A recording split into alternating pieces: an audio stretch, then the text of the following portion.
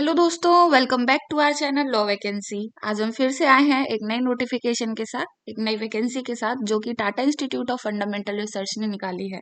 Tata Institute of Fundamental research एक department है under atomic energy of department of atomic energy of India, जो कि government of India के under में आता है और ये एक पब्लिक सेक्टर अंडरटेकिंग है। तो इन्होंने काफ़ी फील्ड्स पर वैकेंसीज निकाली हैं, लेकिन इन्होंने लीगल फील्ड पर भी वैकेंसी निकाली है और हमारी वीडियो हमेशा लीगल फील्ड की वैकेंसीज के बारे में रहती है। इसीलिए आज की वीडियो में हम इन्होंने जो लीगल फील्ड पर वैकेंसी निकाली है उसके बारे में बात करेंगे। लेकिन उससे पहले मैं एक छोटा सा रिमाइंडर ये दे देना चाहती हूँ कि अगर आप हमारे चैनल पर नए हैं और साथ ही में एक लॉ फ्रेशर हैं, एक स्टूडेंट हैं, लॉ स्टूडेंट हैं, जुडिशरी एस्पिरेंट हैं, एडवोकेट हैं, तो all over India legal field से रिलेटेड जितनी भी वैकेंसीज आती हैं, चाहे वो स्टेट गवर्नमेंट के द्वारा आई हो या फिर सेंट्रल गवर्नमेंट के द्वारा आई हो, उन सब की जानकारी हमारे चैनल पर डेली बेसिस पर दी जाती है। इसीलिए आप हमारे चैनल को सब्सक्राइब कर लें, बेल आइकन को प्रेस कर दें, ताकि डेली बेसिस पर आने वाली वीडियोस का नोटिफिकेशन आपसे मिस ना हो। तो आइए देखते हैं कि इसमें क्या दे रखा है। तो इन्होंने एडमिनिस्ट्रेटिव ऑफिसर की वैकेंसी निकाली है, जो कि लीगल फील्ड पर निकाली गई है।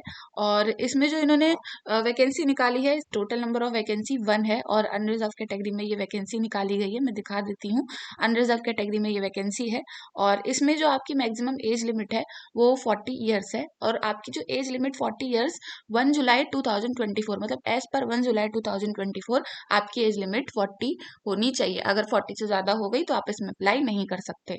फिर उसके बाद जो आपका पे लेवल रहेगा वो 10 रहेगा और उसके बाद जो आपका इसमें सैलरी रहेगी वो 1,13,679 रहेगी। तो ये जो जॉब है, नेचर ऑफ जॉब परमानेंट है, परमानेंट बेसिस की जॉब है, लेकिन ये जॉब फ्रेशर्स के लिए नहीं है, एक्सपीरियंस बेस्ड जॉब है। एक्सपीरियंस ज़्यादा नहीं मांगा है, वो हम आगे अभी फर्दर डिस्कस करेंगे, लेकिन ये एक्सपीरियंस बेस्ड जॉब रहने वाली है। तो आइए इसका जो नेक्स्ट सेगमेंट है वो डिस्कस करते हैं कि इसमें इसका एजुकेशनल क्वालिफिकेशन वगैरह डिस्कस करते हैं वो।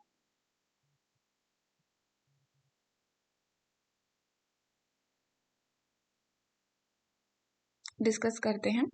तो अब हम बात करेंगे इसके मेन सेगमेंट की। इसमें जो एजुकेशनल क्वालिफिकेशन मांगी गई है वो बैचलर डिग्री मांगी गई है in law from recognised university institute with aggregate 60% marks, knowledge of use of personal computers and application. तो आपकी जो इसमें क्वालिफिकेशन मांगी गई है वो आपकी बैचलर डिग्री मांगी गई है लॉ में। तो या तो लॉ की आपकी 3 ईयर की लॉ भी हो सकती है और फिर 5 ईयर की लॉ भी हो सकती है, यानी कि LLB या BLLB की डिग्री हो सकती है। लेकिन उसमें इन्होंने इंपॉर्टेंट शर्त ये रखी है कि आपके उसमें 60% मार्क्स एग्रीगेट होने चाहिए। फिर दूसरी जो इन्होंने इंपॉर्टेंट शर्त रखी है वो ये है कि आपको पर्सनल कंप्यूटर और एप्लीकेशंस की नॉलेज भी होनी चाहिए, मतलब आपको कंप्यूटर को यूज करना अच्छे से आना चाहिए।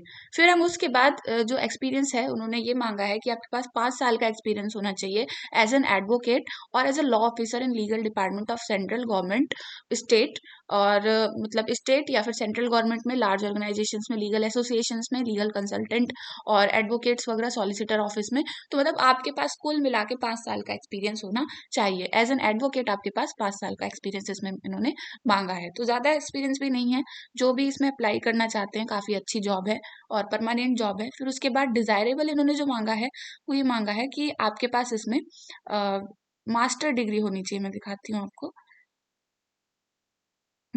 इसमें आपके पास मास्टर डिग्री होनी चाहिए और any diploma in specialize in field of law, मतलब डिप्लोमा हो किसी specialization specialized field of law में। Experience in legal affairs, litigation, arbitration, conciliation, drafting and vetting of various agreements. Candidates with past experience as legal officer in central, state government, autonomous body, central public sector enterprises will be preferred. तो इन्होंने इसमें लिखा है कि जो भी person legal officer रह चुका है सेंट्रल में या स्टेट में, ऑटोनोमस बॉडी में और सेंट्रल पब्लिक सेक्टर यूनिट यानी कि PSU वगैरह में, उसको प्रेफरेंस इसमें थोड़ी सी ज़्यादा दी जाएगी। फिर इसमें इन्होंने नेचर ऑफ वर्क लिखा है कि आपकी रोल्स एंड रिस्पॉन्सिबिलिटीज क्या होगी। तो आपको एडवाइस करना होगा लीगल इश्यूज पे, ड्राफ्टिंग करना होगा लेटर्स पे, नोटिस को ड्राफ्ट करना होगा, एग्रीमेंट्स को, एफिडेविट्स को। और इसमें उसके बाद आपको इसमें जो कोर्ट केसेस होंगे, एडवोकेट्स को उसमें आप अपनी ओपिनियंस देनी होंगी, अटेंड करना होगा हियरिंग को कोर्ट्स में, मतलब जो ट्राइब्यूनल्स में आपकी हियरिंग होगी उसको अटेंड करना होगा, क्वासी जुडिशियल बॉडीज में जो कंडक्ट होंगी उन्हें कंडक्ट करना होगा। फिर उसके बाद जो कैंडिडेट्स, जो भी पर्सन वेल वर्स्ड है लॉ में, जो कि पब्लिक ट्रस्ट और कॉन्स्टिट्यूशनल एडमिनिस्ट्रेटिव लॉ वगैरह में काफी अच्छा है, उनको इसमें प्रेफरेंस भी ज्यादा दी जाएगी और उनको इसमें एक्सपेक्ट किया जाएगा कि वो अच्छे से सारी प्रोसीड जो डिसिप्लिनरी प्रोसीडिंग्स हैं और जो भी सारे कॉन्ट्रैक्ट वगैरह हैं उनको प्रिपेयर करें, और MOU साइन किए जाएंगे आपके साथ, एग्रीमेंट्स करवाए जाएंगे आपसे। तो ये इसमें आपका नेचर ऑफ वर्क रहने वाला है। फिर उसके बाद इसमें जो आपका रिसर्च कैपेबिलिटीज है उसकी वो भी अच्छी होनी चाहिए, आपकी good understanding of legal procedure होना चाहिए, जिससे आप इनको पूरी तरह एड एंड एडवाइस कर सकें। तो इसमें जो आपका मोड ऑफ सिलेक्शन रहने वाला है, इन्होंने लिख दिया है कि आपका written test, skill test and personal interview, और written test and personal interview. तो या तो आपका रिटर्न टेस्ट और पर्सनल इंटरव्यू होगा, या फिर आपका स्किल टेस्ट और पर्सनल इंटरव्यू उसमें कंडक्ट करवाया जाएगा। तो इसमें आपका जो सिलेक्शन प्रोसेस है वो इनके ऊपर है कि वो कैसे करवाते हैं, लेकिन इसमें आपका रिटर्न टेस्ट और पर्सनल इंटरव्यू कंडक्ट करवाया जाएगा। तो आपको इस चीज की तैयारी करके चलनी है। और इसमें या तो पर्सनल इंटरव्यू भी कंडक्ट करा सकते हैं, तो उसमें आपको प्रिपेयर रहना है कि आपको अच्छे से अपनी चीज़ों को, अपने एप्लीकेशन फॉर्म को फिल करना है, ताकि आगे आपको इसमें कोई भी प्रॉब्लम ना आए। तो अब हम इसके सिलेक्शन प्रोसेस की बात तो कर चुके हैं। अब हम इसमें इस एप्लीकेशन फॉर्म का पार्ट कैसे बन सकते हैं, तो मैं आपको बता दूं कि इस एप्लीकेशन फॉर्म का पार्ट बनने के लिए आपको आपके इनके ऑनलाइन वेबसाइट पे ही जाना है, वहीं पे जो इनका ऑनलाइन लिंक है उस पे जाके आपको क्लिक करना है, वहां पे इसको एप्लीकेशन फॉर्म को फिल करना है, एंड दैट्स इट। इन्होंने नीचे नोट डाउन कर रखा है कि जो आपका एप्लीकेशन फॉर्म है वो ऑनलाइन बेसिस पर ही सबमिट करा जाएगा। तो मैं आपको दिखा देती हूँ, जनरल इन्फॉर्मेशन में ये लिखा कि जो आपकी एज है वो July 1, 2024 के अकॉर्डिंग 40 ईयर्स होनी चाहिए।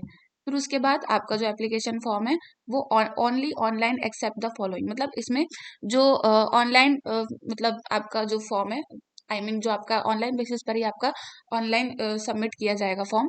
और इसमें जो आपका एज रिलैक्सेशन है SC ST OBC WS वालों को, वो आपका एज पर गवर्नमेंट नॉर्म्स दिया जाएगा। तो वो आपको पता ही होगा, 5 साल का इसमें एज रिलैक्सेशन आप लोग को दिया जाता है। और फिर उसके बाद अगर किसी भी पर्सन को इसमें ऑफलाइन सबमिट करना है अपना फॉर्म, तो वो जो इनका ये administrative officer block D requirement cell Tata Institute of Fundamental Research करके ये जो एड्रेस है उस पर अपना एप्लीकेशन फॉर्म बिफोर 11 जनवरी 2025 भेज दें। और आपका जो लास्ट डेट है ऑनलाइन एप्लीकेशन को सबमिट करने की, वो भी 11 जनवरी 2025 रहने वाली है।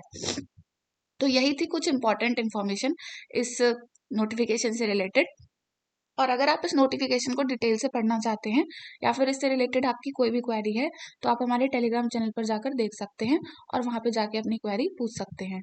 हमारे टेलीग्राम चैनल का लिंक आपको वीडियो के डिस्क्रिप्शन बॉक्स में मिल जाएगा। और इसी तरह all over India legal field से रिलेटेड जितनी भी वैकेंसीज होती हैं, उन सबको डेली बेसिस पर जानने के लिए आप हमारे चैनल को सब्सक्राइब कर लें, बेल आइकन को प्रेस कर दें, ताकि डेली बेसिस पर आने वाली वीडियोस का नोटिफिकेशन आपसे मिस ना हो। तो मिलते हैं नेक्स्ट वीडियो में नेक्स्ट नोटिफिकेशन के साथ। Thank you for watching.